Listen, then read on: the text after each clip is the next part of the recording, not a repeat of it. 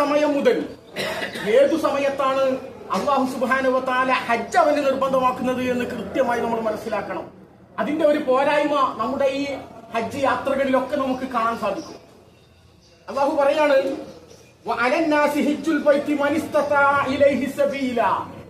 വഅലന്നാസി ജനങ്ങളുടെ മേൽ ബാധ്യതയാണ്, കടമയാണ്, ഹിജ്ജുൽ ബൈത്തി എന്റെ വീട് സന്ദർശിക്കൽ. എന്റെ വീട്ടിൽ ഞാൻ ക്ഷണിച്ചിട്ടുണ്ട്, അത് നിർബന്ധമായ ക്ഷണമാണ്. അതൊരു ഉത്തരവാദിത്തമായി ഉടമയോട് അള്ളാഹുവിനോടുള്ള വലിയൊരു ബാധ്യതയായി നിർവഹിക്കൽ മനുഷ്യരുടെ മേൽ കടമയാണ്. ആർക്ക്? മനിസ്തതാഅ ഇലൈഹി സബീല. അതിലേക്ക് നമ്മൾ ചെറുപ്പം മുതലേ വായിച്ച് അല്ലെങ്കിൽ പള്ളി ദർസിലൊക്കെ അർത്ഥം വെച്ച് മനസ്സിലാക്കി പോന്ന 3 വഴികളുണ്ട്. തടിയാലും മുതലാലും വടിയാലും എളുപ്പമുള്ളവന്. അങ്ങനെ പറഞ്ഞ പെട്ടെന്ന് മനസ്സിലാവും. 3